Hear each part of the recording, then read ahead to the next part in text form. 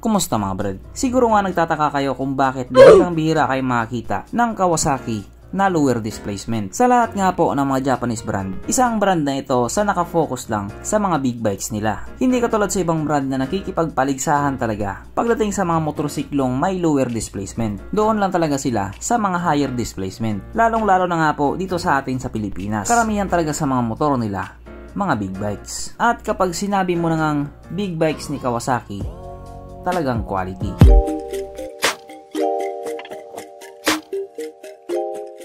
Pero syempre bago tayo magpatuloy, kung bago ka pala mga padpad dito sa aking walang kwentang channel, huwag ka na mag-subscribe.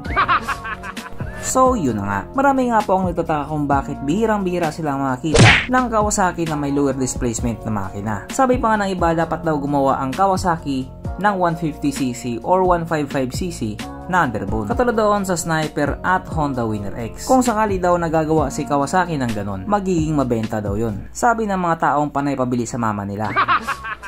Pero kung iisipin nga po natin, may punto naman talaga sila. What if gumawa nga talaga si Kawasaki ng 150cc na underbone?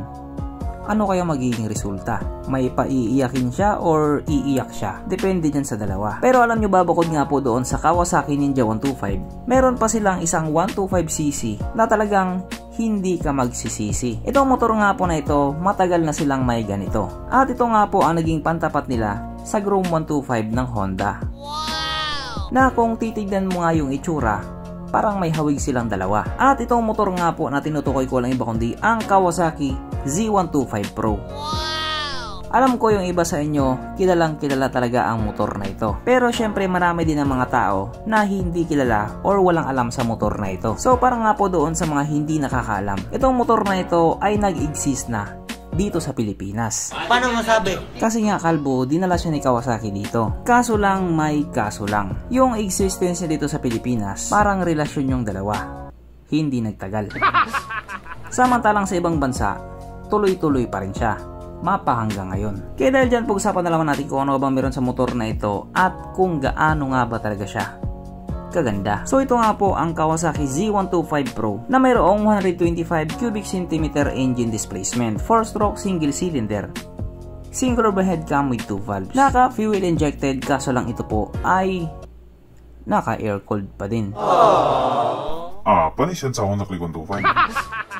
Ang kanyang operation ratio 9.8:1. Pagdating naman po sa kanyang power, ito po ay mayroong 9.4 horsepower, 7,500 RPM, 9.5 Nm of torque at 6,000 RPM. Na ayon nga po sa mga taong nakagamit sa motor na ito daw po ay kayang tumakbo sa bilis ng 102 km/h.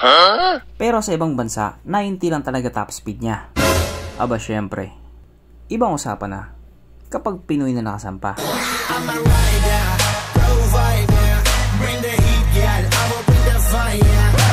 Ang kanyang tangke ay kaya magkarga ng 7.5 liters fuel tank capacity na kumukonsumo naman na po ng 58 km per liter. So malinaw na malinaw po, matipid siya sa gasolina. Ang sukat ng kanyang gulong 100/90/12 sa harap at 120/70/12 naman sa likuran. Syempre paras na po ito naka-tubeless. Pagdating naman po sa kanyang braking system, ito po ay naka-disc brake sa harap at disc brake din po sa likuran. Kaso lang wala po itong ABS. Pero para sa akin hindi naman big deal yung ABS. Yung pera lang kasi wala ko nun.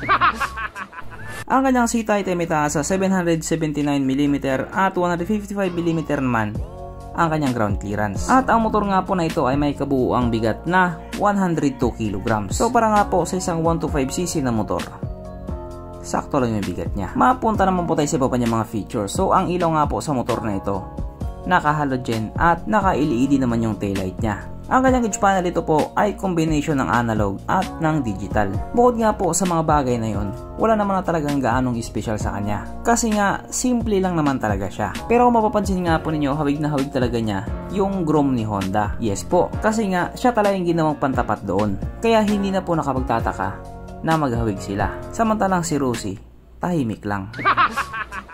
Pero dito, hindi pwedeng tahimik lang. Sapagkat nandito na nga po tayo sa exciting na part, ang kanyang mga suspension. So sa harapang bahagi nga po, ito ay ginamitan ng pangmalakasang inverted fork. At sa likuran naman, ito po ay gumagamit ng monoshock na ayon nga po sa mga taong nakagamit sa motor na ito, maganda ang bounce.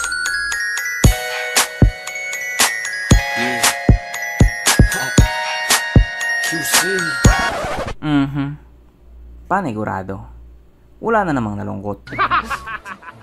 At dahil wala nga pong nalungkot, alamin na po natin kung present nga ba sa motor na ito yung tatlong pinaka-importanteng features. So, una na nga po dito ang kanya lagayan ng istalyon at nakakalungkot mang sabihin, wala po siyang ganun. Wala siyang lagayan ng istalyon. Pangalawa, wala din po siyang sabitan ng pulutan. At oras na nga po para sa ating Red Horse check, ang pinaka-importanteng feature sa isang motor. At ayon nga po sa aking masusing pag-aanalisa, ang motor na ito ay kayang magkarga ng wala po siyang kargahan ng Red Horse.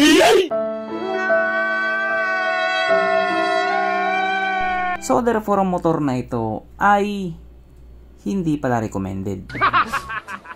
Kaya pala biglang na phase out. At regarding naman po sa presyo niya, ito nga po ay nagkakalaga doon sa ibang bansa ng $3,649 na kung i-convert nga po natin into Philippine peso, ito po ay papatak ng 202,000 pesos. Pero syempre yan po ay presyo doon sa ibang bansa. At dito nga po sa Pilipinas, yung presyo niya dati umabot lang naman ng 120,000 pesos. So para nga po sa isang 125cc na motor na may presyong 120,000 pesos, medyo mahal nga naman talaga siya. At pinalagan nga din po yan ng maraming tao. Marami talaga ang nagsabing overpriced daw. Sa halagang 120,000 pesos daw, makakabili na daw sila ng underbone na pwedeng pang Superman. At noong mga panahon nga din po na yun, meron namang alternative choice yung ibang tao. Kasi nga doon nga po sa brand Rusi, meron silang Korak na ganun nga din po ang datingan. Pero yung kahawig talaga niya, yung Grong 125 ng Honda. Kaya imbis na bumili ng mahal yung iba, nag-Rusi na lang sila. Nakatipid na, napamura pa. Kaso pasigaw yung mura nila. At dahil nga po kahit papaano nakalapag din naman dito sa Pilipinas ang motor na ito, ang gusto ngayon ng mga tao, yung Honda Grom naman. Gustong gusto talaga nila masilayan yung motor na yan dito sa Pilipinas. Kaso lang sa ngayon, wala pa rin talagang balita. Pero syempre, wala din namang imposible. Lahat posible. Basta magtiwala ka lang. So hanggang dito na lang muna mga brad. Kung may gusto kong sabihin or gusto kong idagdag doon sa mga sinabi ko, mag-comment ka na lamang sa baba. Okay, bye.